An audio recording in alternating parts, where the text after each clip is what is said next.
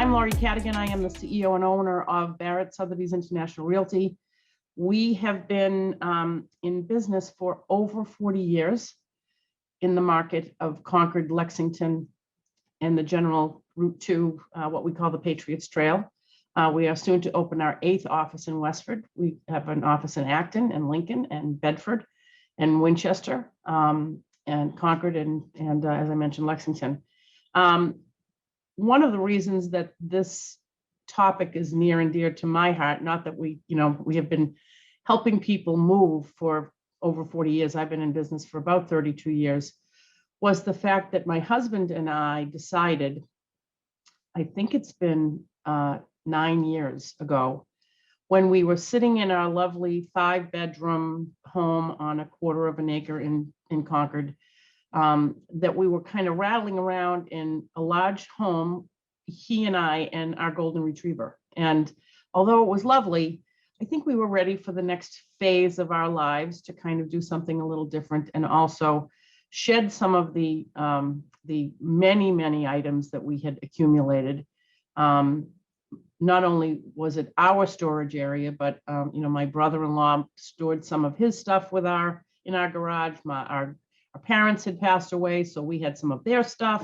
So we had a lot of stuff. And so we started our journey, and I will talk to you a little bit about the path that we took. The interesting thing is that our path became expedited because we fell in love with a condominium in Boston. I'm there now. It's an old 1800s wharf building. You can tell from my brick built wall behind me that it was a very different lifestyle. And sometimes you're not sure you're exactly ready for that lifestyle.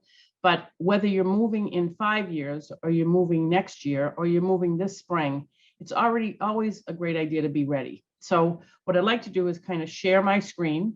As I mentioned, sometimes it takes an event to let you know that you're ready to downsize. You've had a new grandchild in the location that you can't get to easily. The pandemic has caused a lot of people to realize that although they are, you may be in a larger home than you had hoped, size has become pretty critical. You need to analyze your needs. For those of us who are working at home, having a space to work at home is a really, a very important thing.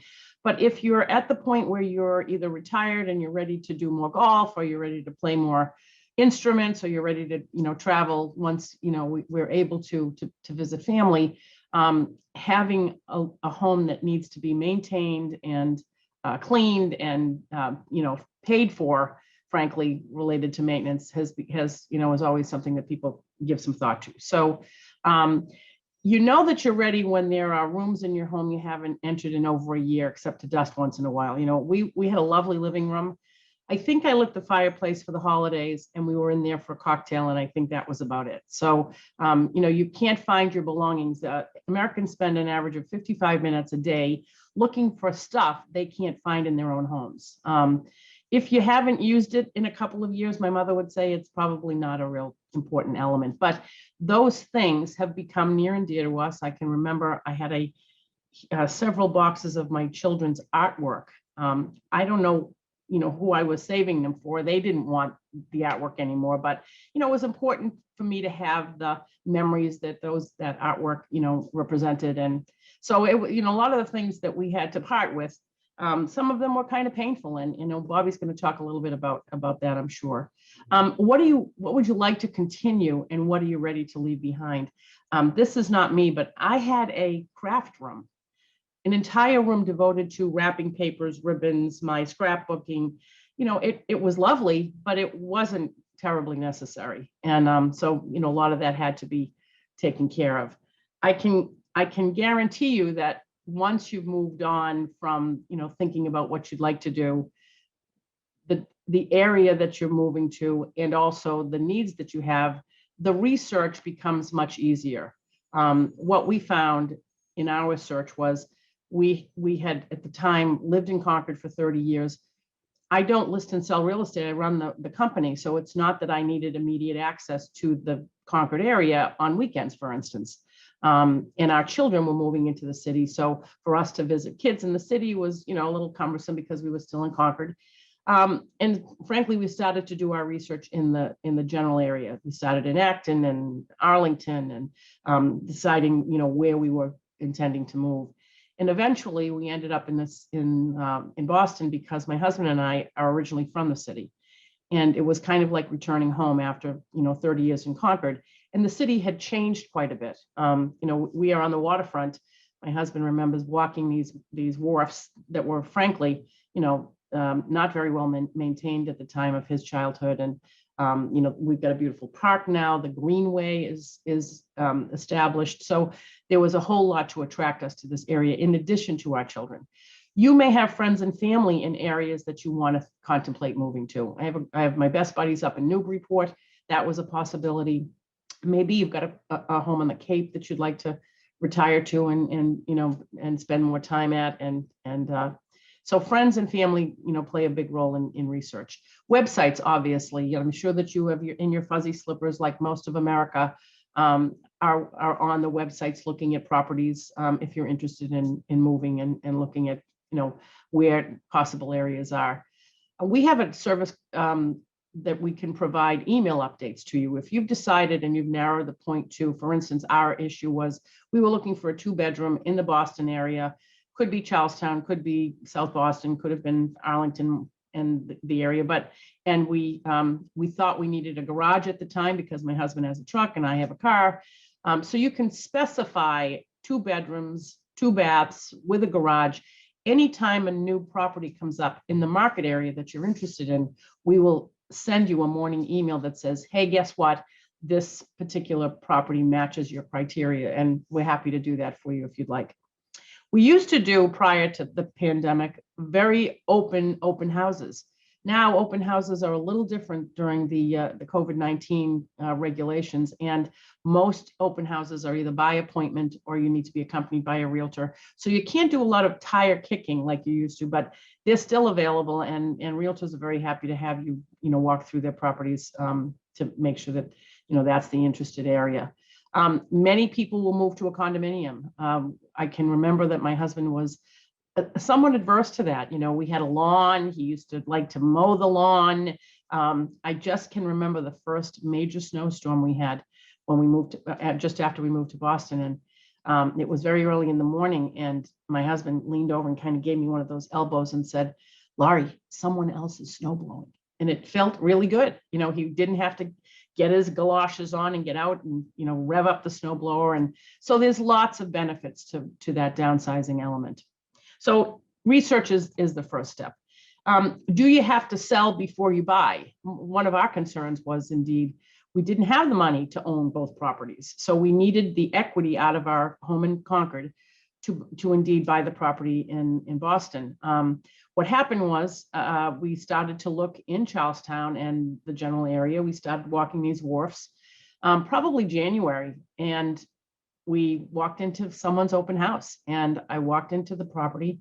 And real estate speaks to you, especially a realtor, because I've seen a lot of properties over the years. And so when you step into a property that you know is going to be right for you, something happens. You get a feeling like, I can see myself here. So we walked through the open house. We went to the back area in the bedroom. The individual who owned the property had a lot of things, so it didn't look quite as spacious as it does now. It's not terribly spacious. It's only 1,300 square feet. Sort of if you do a little circle, you've done the entire tour of the property. But I got to the back bedroom and I said to my husband, this is the house this is a condo for us. We're gonna move here. He said, Laurie, we can't fit here. I said, no, we are gonna fit here, because this is the place for us. And lo and behold, we went back to our home in Concord and started thinking about, how do we arrange a closing date? If we got an accepted offer on the condo, would they give us a couple of months to get our home prepared and ready and put on the market? At the time, the market was not hot like it is now, and sellers were taking contingencies. They would allow you to wait until your house went under agreement before you purchased, their home. And this particular seller was very good about doing that. We put our property on the market in April, and I thought it would take a little while. Frankly, it took a weekend. We found a wonderful family that was relocating into the Concord area. So we were able to kind of move all that together. The problem was that the family wanted to be in our home in Concord prior to the school system ending, because they wanted their children to kind of acclimate before the summer vacation came. Well, we were not supposed to close on the condo until July, because this gal wanted to stay in the property until the last tall ships regatta was going by. So there were 6 weeks where we frankly didn't have any place to live. We closed on our property in Concord.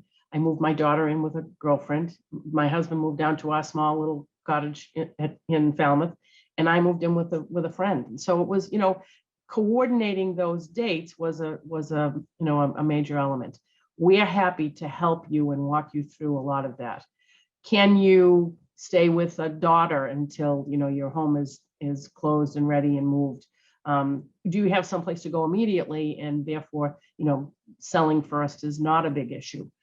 So you want to make sure that all of those elements are kind of planned out for you. Where do you put the items that you want to keep and move? But frankly, a stager or a realtor or yourself should probably declutter a little bit, move a couple of those items into storage or into the garage. So there's a lot of that that's involved in whether you sell or buy first. There are temporary housing areas. So if you do indeed need the money from your equity, and you need to make sure that you've got it in hand in order to move on, we do have in the area temporary housing, and many of them are frankly furnished. So we can help you make available the areas that you could temporarily live in. Moving twice is not ideal, but for some people it's something that they need to do, and so that temporary housing element works out really well. We just imposed on our friends. Today's financial picture is very different. If you've owned your home for more than 15 or 20 years and haven't ever applied for a mortgage, you'll find that unfortunately it's a very it's more of a daunting experience these days than it has been, because of the issues that we went through the recession in 2007, 2008, and some of the fraudulent issues that were happening in the financial world with mortgages. Mortgage companies are very, very critical about your assets and where they are. So you're going to end up, when you apply for a mortgage, giving an awful lot more information than you did in the past related to, your financial picture. We have a lot of great loan officers that we do business with on a regular basis that make that process much smoother these days than many. So, what are today's mortgage financing requirements? Do you have equity in your property that you are hoping to use to purchase your next property? And if you don't sell your property first, is there a way you can tap into that equity so that if you need to put an offer deposit on a condominium like we did that we loved, that's usually a 5% deposit plan. The seller is looking for you to put in an escrow account most of the time with the realtor the money that secures that offer. Getting an equity loan is usually a great plan for that if you don't have the cash on hand. Unfortunately, they will not give you an equity loan if you've got a for sale sign in your front lawn, because the bank is hoping that you're going to keep that equity line open for quite some time. So my suggestion is always, if you feel that you are going to have a move in the next year or so, it's a good idea to apply for an equity loan to make sure that you've got at least a line of credit. You only get charged interest when you draw off the equity line, particularly on equity line programs. So it's always a good idea to kind of have that in your back pocket. Sometimes it helps with funding improvements or those kinds of things as well. So I'm happy to answer questions at the end of the program related to any of these issues, but our suggestion is most of the time, if you don't want to use your own funds for a deposit, best to try to tap into your equity to kind of get that in line. Decluttering is the first stage of downsizing. It's frankly the first stage of any move, but more so for downsizing. I'm embarrassed to say this was my husband's office. I mean, he was in there for many years, and he was very comfortable. And, you know, he had the pictures of the kids and all of his stuff. But frankly, you can't show a property like that. So we started our decluttering plan. It starts with lots of collectibles. He was all about books and old calculators. And so we had to find some place that we could kind of pack up and send those off. We did find, you know, 1-800-GOT-BOOKS, or we actually put a lot of books into the book collecting bin at Household Moves in Acton. We'll talk a little bit about places that you can move that stuff to, but that was a major element. The other issue that happens is that you need to edit out a lot of things. This was my lovely kitchen. I can't even bear with me. It was 12 years ago when, you know, taste was a little different, but my items, my lighting fixtures were that very shiny brass. I had very custom wallpaper and draperies and, you know, that French country feel. Frankly, you know, not every room has to look like it's come right off of HGTV, but the new homeowner needs to be able to visualize their belongings in that space. And if it's overly customized, unfortunately, they have a harder time with that. So we do talk a lot about editing out your extra items to make sure that the room, you know, it's easy to flow through the traffic pattern of the room. With all those chairs and what have you, it'd be very difficult for you to walk by and see my beautiful backyard from the window. So we took a leaf out of the table and we changed up some stuff. Frankly, we got rid of a lot of the furniture. I changed that beautiful brass fixture into a drum fixture. The draperies were very simple Pottery Barn. I actually rented the wicker chairs. And the bureau, which looks like a credenza on the right, was repurposed out of my son's room, which had, frankly, too much furniture. So we moved the bureau down to the kitchen and, you know, just sort of neutralize the walls. And obviously, it looks like something that someone could sort of visualize their area in.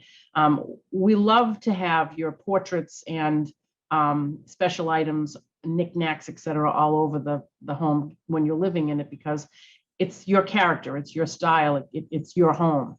But you don't want that detracting from the look of the property, because really those things are moving with you, and you know, people need to fall in love with the actual property. We do make minor changes. Obviously, this is a very red living room with a very stylized rug. We eliminated the paint color. Obviously, on the right, you can see that the furniture is the same, but we swapped out the rug to something very neutral and neutralize the walls. Our expert in color styling is going to chat with you in a little bit about the popular colors to use to sort of neutralize, you know, today's day. Kitchens obviously need to be uncluttered. Bathrooms, lots of sunlight is really important. One of the reasons that we recommend that you take down all of those very heavy draperies as much as you love them is because today's buyer is looking for very sunny rooms. Many homes don't even have window treatments anymore. You know, maybe a shade or maybe a blind, but in most cases, today's buyer is frankly, you know, in that plan. When I walked my family through, I have a daughter and we call her the princess in the middle and two sons on either side of her. I was heartbroken when she didn't want one item, not one. I think she took like a Waterford crystal decanter because those are cool now on bar carts. But for the most part, she was not interested in my very heavy furniture, my dark walnut dining room set. You'll find that today's buyer, and I know Bobbie will talk a little bit about that, you know, they're looking for kind of light and bright and stuff that looks a lot like IKEA. So it's a difficult plan, but it can be done. These oil rub bronze knobs were a brass, and so my husband took the weekend to switch out those items. You don't need to usually get into those kinds of details. One of the things that I will recommend is that we have a program called Steps to Sold. I'll talk a little bit about that. It starts with an invitation by you to us to sort of walk through your property. We can do it by FaceTime, frankly, on a phone now, but it's much easier for us to just be very careful We take every precaution and walk through your property and give you some advice on exactly what should be done. In many instances, we're able to save you an awful lot of money because many people are watching HGTV and feel like every home that sells now needs to look like, List for Less or Chip and Joanna Gaines properties. And frankly, that's not true. We would never recommend, if it looks like your kitchen needs a remodel, for you to put granite countertops on cabinets that someone is probably going to replace. So one of the things that we frankly do recommend a lot is, get your stuff packed up and moved and try to neutralize those rooms if they have heavy wallpapers or very stylized colors. And then frankly, just figure out what's moving with you and what's not. We have a couple of movers that we will walk through with you and tag the things that we think should be moved, either to your new place or to a relative or a friend, or sold or donated. They will, if you want to take those items with you, take those items, store them for you for 3 months for free, as long as you give them the overall move to your next property. So there's lots of options on what to do with your things while you're selling your property. The funny story with these bins, I needed a lot of, we were trying to organize all the stuff that we were going to be taking. I said to my children who had, tons of stuff, they weren't living with us anymore, but their rooms were still intact and they still had plenty of stuff in their closets and their bureaus. And so I said to them, I'm going to give you 3 of these bins, the green ones or the blue ones, and whatever you can fit in those bins, your father and I will pay to store, because we're going to be storing some stuff, until we move as well. Anything that doesn't fit in those bins, you're going to pay to store. And miraculously, everything they wanted to keep fit in just 3 bins. So, you have to get to the point where your children need to own their own belongings, sisters, relatives, whomever, because it's your time to kind of move into the next phase. And unfortunately, you can't be the storage facility for the family anymore. So that was a crazy plan. And then there are the clothes. I happen to have a couple different sizes. I've got a really great thin wardrobe, and then I've got the wardrobe after the holidays when I put on a few pounds. Actually, moving clothes is a difficult plan. Most people find that donating clothes is a much easier process than trying to go the consignment route, because as a couple of our folks have mentioned, in order for you to put on a pair of pants on consignment, they have to be clean. So you're going to end up spending, $10 or $11 on dry cleaning it. Most consignment shops take about 40% of the profit. So you have to really figure out exactly, is it worth your while to kind of move those clothes into that area? We find that most times donating clothing is the best plan, but you do have to do something with it. The program that I'd like to also chat about is, this is my golden retriever, Murphy. He's no longer with us, which is very sad, but he loved the city once he moved down here. Kind of looked at me the first time he put a leash on and said, "What's with the leash?" But eventually he got very used to being in a city, a Boston dog. But the things behind it were, the things that we use to kind of spiff up the walls, etc. We have a program called White Glove, where we will help you get bids for items that we think would improve the value and frankly give you more return on your dollar once you sell the property. The White Glove program will allow you to do all of those renovations, even if it's just plain staging or your septic system or a major remodel, and then take that money for the items that have been done by the vendors, take it out of your proceeds so you don't have any upfront costs. That's a great plan. We don't want you drawing on your equity line for improvements or having to liquidate items, assets, etc. It's much easier for us to do all of that work for you, manage it, and then at the end of the closing, they will deduct that from your proceeds. So that's a program that I'm happy to talk about as well. It's called White Glove. And as I said, the Steps to Sold program. There are about 15 steps to get you from our initial appointment. The appointment is complimentary. There is absolutely no requirement for you to eventually list your property with us. We do this as a service. We frankly do it to make sure that you don't over improve, and spend money after money when you really don't have to. And it also allows us to, look at beautiful properties and get to know, great people. We will do that assessment if you're interested in moving through the next steps. Sometimes we bring in a stager. Sometimes we bring in someone like Audrey to kind of give us some ideas of color treatments in the home that we recommend that you paint. Sometimes we just say, gee, it's a few items that need to be removed and you've done a great job, and you've got lovely taste, and it's today's buyer's plan, and you're set to go. And then we walk through the process of listing the property, helping you find an attorney so that you've got all of your paperwork and what have you in line, and then eventually get you to the sold part of the steps. So I'm happy to talk about that program. This is the white glove program that I mentioned. You can create an unforgettable experience for your buyers. It definitely elevates your home's value. We find that not only do homes that have been refreshed and staged sell faster, but they usually sell for more money. And so, it's always a good value for you. Experience the highest rate of return. So now I'm going to talk a little bit about getting Cinderella, as I call it, getting Cinderella ready for the ball. I'm going to have Audrey Sampson from Sampson Interiors in Harvard share with us her design tips and strategies.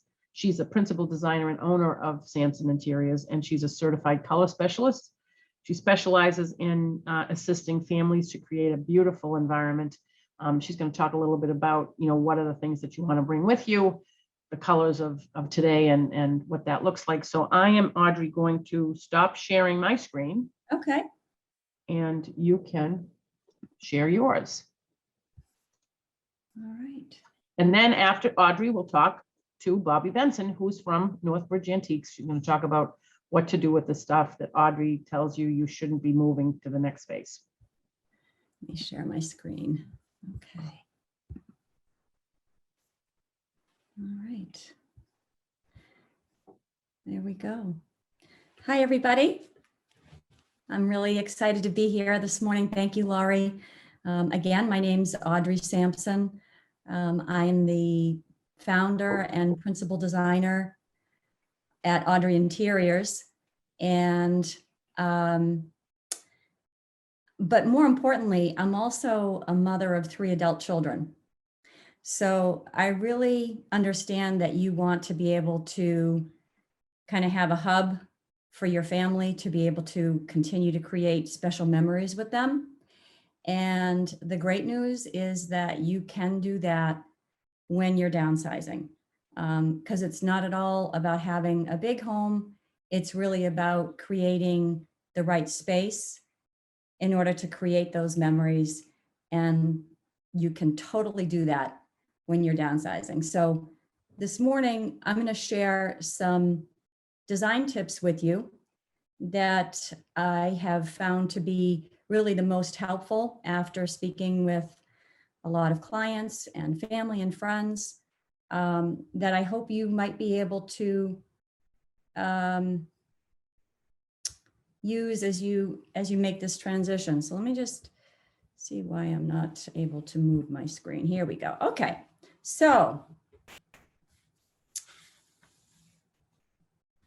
the 3 tips: choosing dynamic furniture, creating focal points in your home, and then creating a color statement.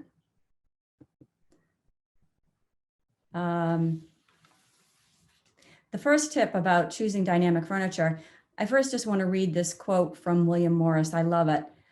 He says, "Have nothing in your house that you do not know to be useful or believe to be beautiful." And I think that really does kind of speak to all of us right now as we're making that transition into a smaller home. And that means that we're really only taking those things that are the most meaningful to us and letting go, having to let go of a lot of other things. But there's a couple of things that you really do need to do when you're considering selecting new furniture for your new home, because ultimately you're going to need to do that. So choosing furniture that's going to be very suitable, and then consider making furniture selections that will most likely be used in multifunctional rooms. And then once you've done all that, start to kind of think about creating your furnishings budget. So in terms of making your furniture suitable, you want furniture that's going to accommodate your children and your grandchildren, but will be more dynamic and really comfortable, allowing you to transition into your new home with ease. And I think one of the best ways to do that is to think about sectionals, because they can be easily rearranged and kind of reconfigured in the space depending on whatever is going on. And then choosing designer quality furnishings that are going to be in classic designs that are just always going to stay really relevant.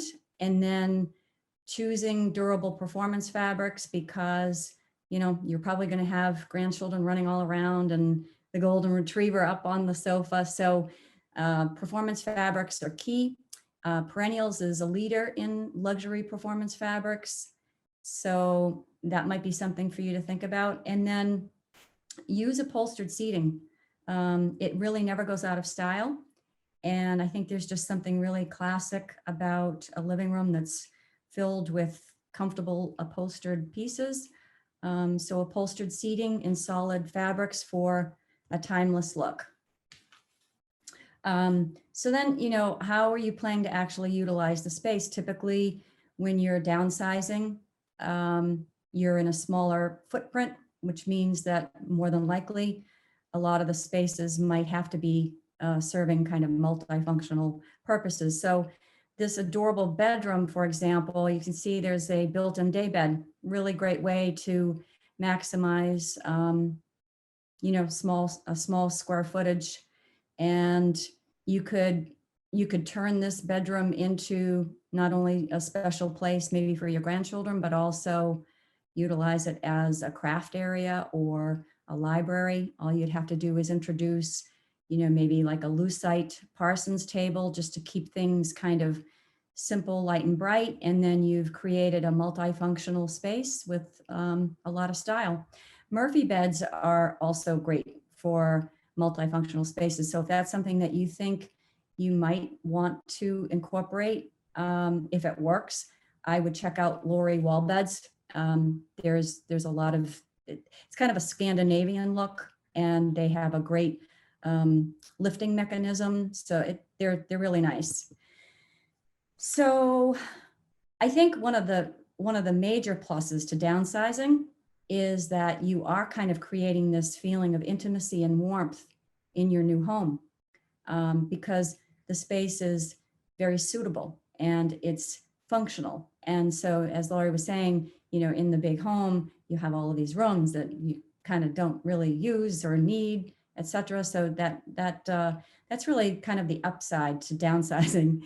And in this photo here, we're kind of demonstrating that a dining room also can be used for not only dinner gatherings, but also a place to entertain and play games. And then in the behind that dining table is the floor lamp, which just kind of brings a little bit of intentionality to the space. It's letting you know that, okay, it's a dining room, but it's also a place that we're gathering to play cards or whatever. When you're thinking about creating multifunctional spaces, the secret is to elevate the elements. So what I mean by that is there's this, you can see the tortoise shell console behind the sofa. It's working, it's got some dual purposes. It's a writing desk, but also it's being used as a serving station in the dining area, but it's a beautiful console table. So just kind of elevating the space by elevating your elements. Okay, so once you've kind of figured out how you're going to use the space, and you know what you're going to need, you want to start to think about creating that furnishings budget. And as Laurie said, planning is a great way to kind of eliminate that sense of overwhelm.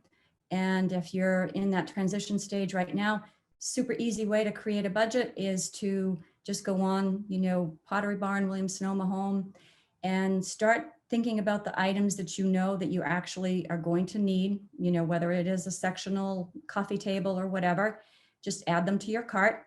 And then you've got an estimated furnishings budget. Even if you end up not really deciding to purchase it all at once, at least you've got a plan, and it's thoughtful and well-intentioned. So my second design tip is creating focal points. Big misconception, I think, when downsizing is that, you're kind of giving up this sense of home and character and that lived in feel. But what's really exciting is that you can actually create a very homey feeling that does have a lot of character. And you can do that with creating focal points. And I'm going to highlight it by saying with lighting, because lighting is key.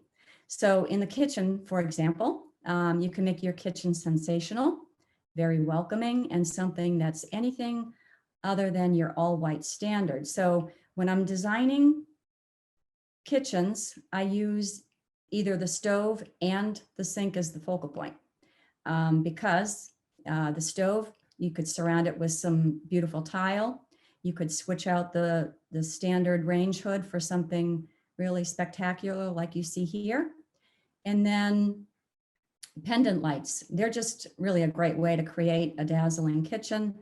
Pendant lights also, they cast this beautiful glow everywhere, whereas with recessed lights, it's really one directional. So you kind of think of your focal point, maybe not necessarily being the lighting itself, but it really is enhancing the space. And then you can see those shelves above the kitchen sink. Again, another really nice focal point in the kitchen. And hardware. Hardware is always a great way to up level the space. Here's just a up close of those open shelves that enhance the view as well, if you've got some windows nearby. And then in the dining room or living room, a great way to add some drama and create a focal point is with statement lighting. Really simple, easy to do. In this living space here, the focal point's the fireplace and the picture window, but you could make, you could have a real strong visual impact with some beautiful lighting. So I suggest that I would go a little bit bigger than the standard rule of thumb. So over your dining table, typically you would do half the length. So if it's, a 70-inch long dining table, you would choose a 30 to 36-inch chandelier. I say, just go bigger, go make this really bold statement, and it really can enhance the space. Here's a fun way to create a focal point. Wallpaper your ceiling in the powder room, and then add some beautiful color and hardware, and you've really jazzed it up. So my third design tip for downsizing with style and intentionality is to make a color statement in your new home. And I would use color to add interest everywhere. The right color, it's not only going to capture the mood in your home, it's really going to narrate the story and really reflect the essence of you and your home. So accent trim, choose a darker color. It really delineates the edges of your room in a nice way. Bookcases, anything, all your millwork. Just think about that as another way to kind of accentuate space. It also makes the architecture really be the best it possibly can be. Incorporate color everywhere. So bringing in textiles and pillows, and really start to create your color story, and start by just letting your art and your furniture be the framework, and then you build from there. Fabrics really make a room come alive. So what I like to do is just blend and repeat the same color in different hues. And what ends up happening is they almost kind of cancel each other out in a way. So you're mixing patterns on patterns on patterns, really create that personality. But just a tip, when you are using bold colors, you want to do it kind of discriminately. So some color trends that you could use in your new home that definitely stay very stylish. Gray is a color that I actually find most beautiful. Grays and blues together, this color story really does stand the test of time. It's very traditional.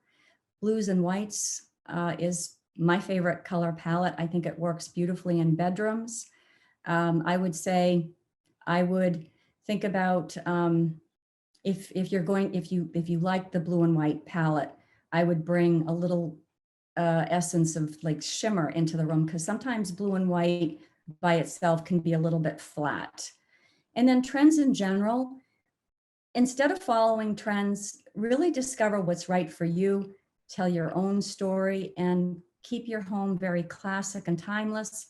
And I think most importantly, your home really should just reflect you. And I think it should be a place that really just reminds your children of you. So I have my top 12 favorite paint colors that I think could work really nicely in your new home. Most of these are either Benjamin Moore or C2 paints. So Milk Mustache, for example, it kind of has a softer hue. I think that would work really beautifully with more earth tones. We'll jump down to that white PM2 is actually Ben Moore's all-purpose white, and I would highly recommend that over White Dove, because they changed the formula years ago on White Dove, and it really tends to turn a little yellow. Blues, my favorite blues. Hail Navy is a gorgeous blue. It's a little bit grayed out. It also has a brown undertone to it, so it's never going to go that kind of weird electric on you. Night Spot is moody. You could do a great, you could use that in your laundry room. You could use it, if you had a walk-in closet. Silver Screen is my favorite light blue. And then the grays, classic gray, just super sophisticated, all around, very versatile gray. Horizon is kind of that go-to paint color that it works well everywhere. It's crisp, it's clean, it's simple. I kind of think of it in terms of like the gray suit, white shirt kind of thing. You could take it in any direction. And then Pale Oak is more of it's on the cooler side of a gray. It's like a taupey gray, but on the cooler side. And I think it would work really nicely in a room that has a lot of light. So those are my 3 tips. And I thank you so much for letting me share them with you. I hope that you find some of them to be helpful as you transition. And then if you have any questions at all, or, you have, even if it's just a question on paint color or whatever, you can find me on my website. You could book a complimentary call with me. I would be happy to help. So thank you. Thank you, Audrey. Really, just a quick question before we move on to Bobbie. Someone's asking, can you recommend a place to go for stylish kitchen hardware? Stylish kitchen hardware, as in the knobs? Yes. Well, there are so many resources online. If whoever it is that's asking the question would like to either email me or DM me, however they want to reach out, I can actually give them 2 or 3. Restoration Hardware, they do have, a really beautiful display of hardware. You could certainly go on Restoration, but then there are a few others, depending on what it is that you're looking for. I would be happy to supply you with, a couple of recommendations. Some of them I go-tos. Yep. And another question, what color works well to tone down orangey oak floors? Tone them down? Looking for a neutral, let's say, with flooring that's pretty orangey. When oak gets that ready feel. Sure. Well, I think, toning it down, bringing in some kind of a neutral palette. I think Milk Mustache, again, does work really beautifully with more of the earth tones. But I think what you want to do is try to balance it out with maybe introducing another color. So depending on what's going on in the room, toning it down maybe with a lighter hue, bringing in maybe some more neutral browns, and then mixing in that very, very pale neutral Milk Mustache that does have a little bit of a warmer undertone to it, I think would work pretty nicely. All right, great. All right, hang on for a while if you wouldn't mind, Audrey. We're going to talk Sure. to Bobbie, and then if people have other questions, Absolutely. I'm happy to have them, Sure. unmute themselves. I'm going to ask you to stop sharing your screen. Bobbie, I'm hoping you're there. I'm here. All righty. I can't see you, but I can hear you. Now, I have to say, being in the antique business, I'm also a bit of an antique with technology. So, sorry, but I don't have a beautiful screen preparation like you and Audrey did. So Okay, I hope you'll bear with me in the conversation. I'm more of a show and tell. absolutely. Do you think people can see me? Let me make sure we can. No. Is your camera on? No. That you need to do. Chip? I have to get my husband. Chip, they can't see me, honey. Sorry, Laurie. No problem. So we'll wait for Chip. In the meantime, how long have you been in the antique Oh. business? Chip and I have been in the antique business since 1988. And how did you get into that business? My mother was a big antiquer, so she was the push behind us getting involved. They can't see me, honey. Let's see if we can't. Chip, you need to turn that camera on. Camera's on. Well, should be anyway. Can you see me? Yes. Yay! Hooray. Thank you. And so Mom was the big push behind getting into the business. So I taught in Spanish in Sudbury for 32 years, and then this was a side business for us. And of course, we've been in Concord 22 years, and we would only work with Barrett Sotheby's when it comes to buying and selling properties. Well, thank you very much. Your Margaret Fraser Plodzik and Kevin Plodzik have been wonderful to us. And both Kevin and your Rita Bissonette Clark were my principals in Sudbury. So I have a lot of ties to Barrett There you Sotheby. go. There you go. I'm not going to let you get away. We're just talking about paint colors. What is that beautiful color behind you? I wish I knew. It's a Benjamin Moore. It is gorgeous. You know, it was all redone before we came in. Well, I thought I should be in kind of an antique backdrop. Yeah. Right? It's not virtual, it's real. So talk to me about, so people have got a lot of stuff, right? They come Right. to us, we walk through the property. We're really good about saying, this chair should probably be in a different room or in the garage, or, we stop moving furniture around. So the best plan for people is to first talk to family, right? Do you want any of this? And then Right. what? Well, I have some suggestions, and then I have my list of items to donate and items to sell, and a lot of them are crossovers with what you and Audrey have talked about. Perfect. Well, But let's let do me, it. because you had directed me a little bit, that, one way to sell items that the family doesn't want or that relatives don't want, you could certainly work with an antique shop like ours at Northbridge Antiques across from your office. And the dealers and the shop would generally pay people 50% of what they believe they can market the item for. We also, in some shops, not so much our shop unless we do it as an individual dealer, but other shops have more space, would take things on consignment for people.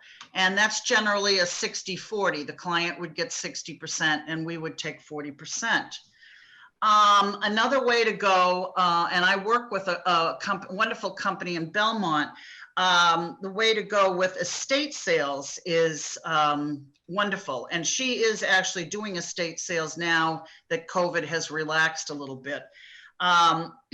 She'll come to the house and with her team, and we'll price everything. And then she generally has a 2-day sale, a Friday, Saturday, so that you can get, you know, husbands and wives on the weekends. And she will do the full price, no negotiation on Friday, and then Saturday is generally half off. She's done quite a few estate sales in Concord, actually. And then she takes 30% of the proceeds. And she has somebody that will come in afterwards. Their name is, I love the name, Clean Out Your House in Waltham. And they will, you know, they get paid by the hour, but they'll take everything. So that's a really nice way, a nice option. So anything that hasn't been sold that you definitely don't want to move to your new place, Clean Out Your House comes and takes the stuff. Absolutely, absolutely.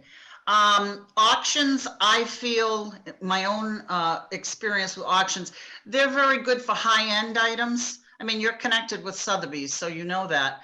But I think that can be sometimes a 5 to 6 month process and very lengthy for people, because they'll come and take the items, they'll do an appraisal, but then they have to put it through an auction that might be, you know, 2 months down the road. So you're going to be waiting 5 or 6 months in some cases for your money.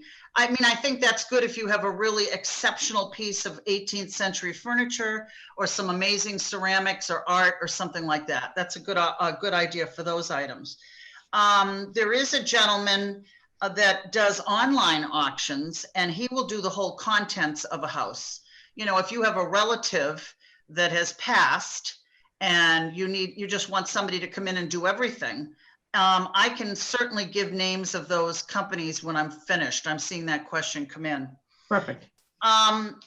eBay is great if you already are set up with an account or you have an eBay store. I know from dealing with them that, you know, a lot of people won't work with you unless you have positive feedback and you have an established account. But, you know, the thing with eBay is you're getting an international audience. So your audience is fabulous. But if you're not set up with somebody that you can deal with who already has a positive feedback, and you don't want to be shipping and dealing with all that, I don't know that I would work with eBay. The problem with eBay is that if you don't have a bunch of stars, right? They look at your ratings. People are nervous about. They want you to have your 100% or your 99.5% with all the stars. Got it.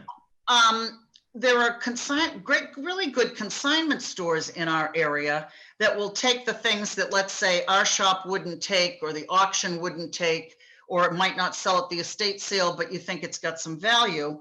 You know, the New Leaf in West Concord, Classic Consignment in Sudbury is very good, and Tables to Teapots in West Acton. Those are all really, really good. In terms of donating, we just worked at our shop. Unfortunately, one of our longtime dealers died, and the husband didn't want anything to do with any of the stuff. So we sold some of it, but then we were able to donate it to Savers. I don't know if people have heard of Savers. They have, they're in Nashua, they're in West Roxbury, and they're in Framingham. They will take anything, and whatever they can't sell, they will donate. And they work a lot with the Cancer Foundation. So, you know, that's a lovely thing to be able to do. Sure. Do you want me to move on to the items to donate and the items to? Yes. Like I said, my daughter didn't want one single thing, not one. All right, so I should start with what to donate? Mm-hmm. All right, in my mind, you know, kitchen items, bedding, linens, clothing, unless it's something like a Louis Vuitton purse or a Chanel bag or Hermes scarves. You know, this part of the discussion, it's not an exact science. I can never say it's black and white, because you say to people, donate your clothing, but then within that clothing, you might find some, you know, beautiful designer scarves. Stamps, I would donate. And for us, teacups, sets of china, that sort of thing just isn't moving. Now, those might go to a consignment shop, you know, or donate that way. Large pieces of brown furniture are not working well right now for anybody. I mean, people mix antiques with new furniture, but the big, huge pieces from maybe the 20s, the early 1920s are not working. We get a lot of calls for silver plate, and silver plate, here comes my show and tell.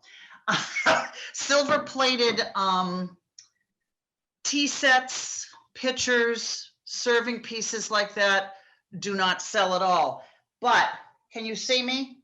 If you have a beautiful tray that's silver plated that has a gallery, you know, so that it would hold glassware, something like this we can sell. So that's why I say it's not an exact science. We say no to silver plate, but then I show you the beautiful tray with the gallery. Figurines like Hummels, Yadros, those would have to go to a consignment store. Those do not have a lot of value. Tools, books, CDs, that kind of thing. So that's my list of what I would say donate or go to a consignment store. In terms of what we would take, any estate or good quality, even if it's new jewelry, anything that's name brand, that's Tiffany, Cartier, anything that has those names. Sterling silver, we will buy sterling silver flatware sets, but they're not going to be bought for resale. They would be bought probably to go to to be melted down. I know, I hate that, especially the ones with anything with an initial or a monogram. It won't Right. sell. It won't sell. I just saw the question, 40s, 50s, 60s jewelry. Absolutely. You know, Bakelite, big jewelry's really in now. I have a costume piece on that's from Mexico. Big jewelry is in. Beautiful crystal, Waterford, Baccarat, Hawk, Steuben, any of the named crystal is a good selling. Here's an example of a beautiful crystal candlestick. Can you see it, Laurie? Yes. Yep, something like that. Candlesticks, this is English, but silver plated. Anything like that is a beautiful thing for us to sell. Small pieces of furniture, interestingly enough, have been going out quite a bit from the shop. Coffee tables, small side tables, small bureaus, that sort of thing. Wall mirrors, we can always sell very well. We have an art dealer that can do I hate to say, she's not licensed as an appraiser, but she owns several collections, including the Ethel Ashton collection from Philadelphia. So she can always do some sort of a casual appraisal. Coins, we have a coin dealer, so coins are something we can handle. Early ceramics are doing well. As I said earlier, sets of china, even Limoges, which our grandmothers had and loved, is not a big seller. But if you have a piece of early Canton, and you can always tell it's early because the earthenware is very imperfect on the back. It's loaded with, you know, with stones and pits and that sort of thing. Famille Rose, another Asian import, is always a beautiful thing to sell. Again, often these pieces have no marking whatsoever. And that's a way to know that they're early. In terms of what we handle with English ceramics, you know, we handle a lot of the flow blue. It's ironstone, hardly any markings. This one says real ironstone on it, but that's very popular. Sets of dinner or dessert plates are good if they're just a nice set like a Minton or a Tiffany, but a whole set of china we can't handle. The other thing that sells very well is books about Concord, from Concord authors, the Boston area, and that sort of thing. So that was my whole list. All right.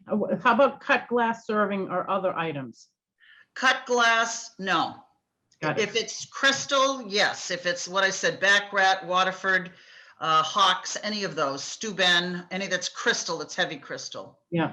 Bobbie, you and I talked about, you know, when I did all my downsizing, I eventually needed to, I still was hanging on to a box full of that depression glass of my mother's. I loved it. Nobody loves it, right? The pink, green stuff.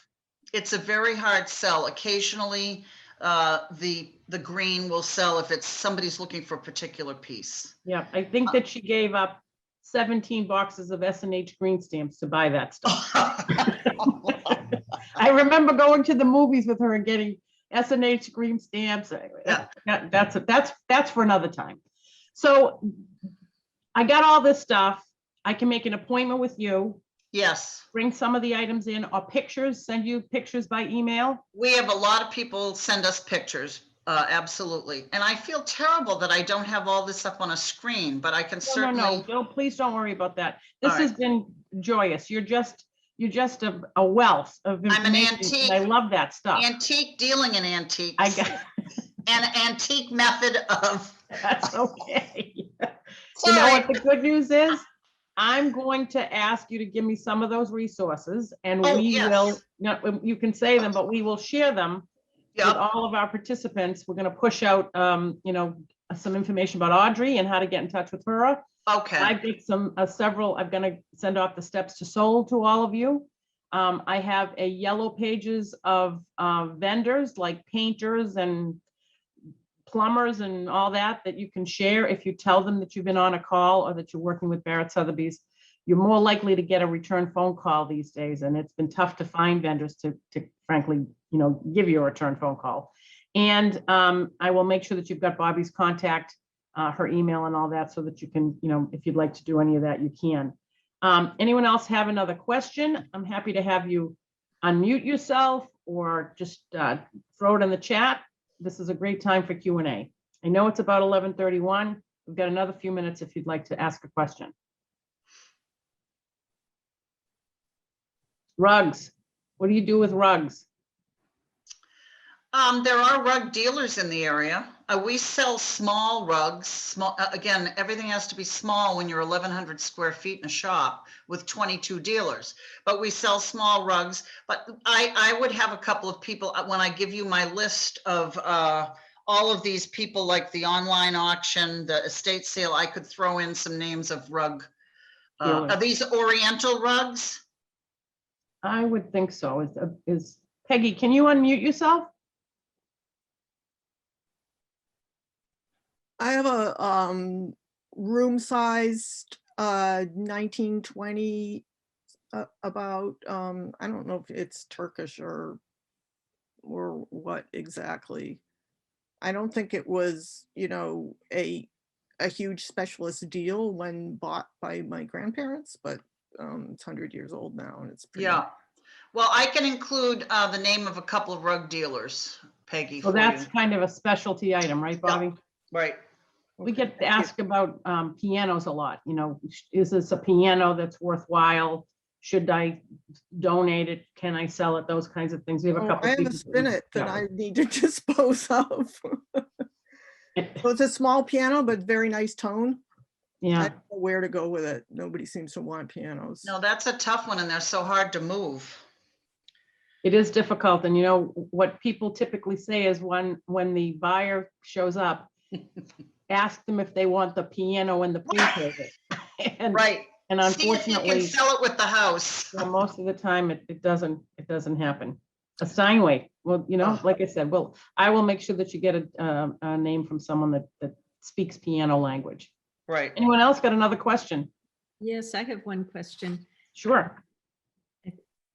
I have an old Victorian and the first floor rooms are wallpapered in period appropriate wallpapers. They were, from some company out in California, and they've reproduced some wallpapers that were in old sea captains' homes and that sort of thing. I love them. They're very vivid colors. Doesn't sound like what you were talking about with some of these neutral colors at all. But Right. I'm wondering, given the fact that it's an old house that is, and it's period appropriate, do we leave them up or do we take them off and change the entire look of the house? I will tell you that my answer, and maybe Audrey's got a different one, is that's going to have to be a case-by-case plan. There are lots of times when the period details of a property are very, very special and would be appealing to a good amount of people.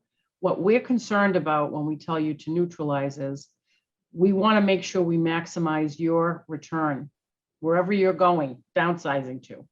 So we want to make sure that buyer pool is as wide open as we can make it. And if you have someone that would be, you know, a faction of the buyer pool that would be turned off by the fact that they'd have to think about taking the wallpaper down, and then we would recommend that you remove it. However, if it's lovely and we don't ever want you to take out Victorian character from a home, because obviously there are lots of buyers that are looking for antique homes. So that would be my answer. Audrey, would you agree with that? I would totally agree with that. My first inclination would be to say to keep it, because it sounds lovely. It really does. And you can really neutralize the space in so many other ways and let that really take front and center. And I think it probably is very much in keeping with the home, and it might actually be a real selling feature. Okay, thank you very much. You're Yes. welcome. So a couple of questions in the chat. Brass instruments selling? I don't know. Actually, Betty Ann Weiner at Walden Street Antique sells instruments. There you go. Horns. I would love one, but I don't play it. How do you sign up to get emails? Once I send you out an email with all of our contact information, if you just let me know, we will get the criteria for you and get you signed up on our Real Scout program to send you those emails of properties that meet your criteria. Can you recommend an app or a website that helps you choose what furniture you want to keep for your new place? I'm gonna jump in and tell you that many people think that they can get the price of their home with an app or something online.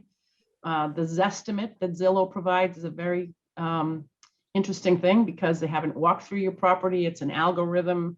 I'm not sure that there is an app for furniture. Audrey, are you aware of some? Yeah, you kind of need to talk through it. Someone would do a floor plan for you. Absolutely. Yeah. Yeah, unfortunately, I plan don't is see a lot of key. that. Laurie, yes.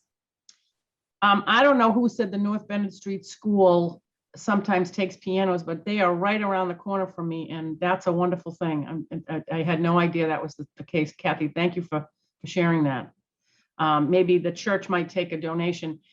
We've tried, Yeah. unfortunately, they're heavy to move. You need large spaces for them, and it's very difficult for the donation plan to do on the piano plan, but you can certainly call and ask. Piano tuners sometimes may take them. Thank you, Reinhold. That's one of my agents. Anybody else? Yeah, pianos are, yeah, they're wonderful when you love them and play them, but people don't usually want to move them to their downsizing spaces. Well, it is 11:38. Bobbie, I want to thank you for joining us. And Thank you, Laurie. this has been great. People have really enjoyed this. Audrey, you both are in these beautiful muted blue rooms. I'm behind a brick wall here. Love the brick. The brick is gorgeous. Thank you for being with us. This is our last seminar. We've done 4 of these, one on preparing your home and blah, blah, blah. We do them usually just before spring. Remember that we're happy to do a walkthrough of your property. We can very easily give you some suggestions on whether you're moving now or you're moving 5 years from now. Sometimes it takes people 5 years. I had a declutterer once say to us, if you just eliminate 1 extra bag of trash a week, you will have filled a 30-yard dumpster by the end of the year.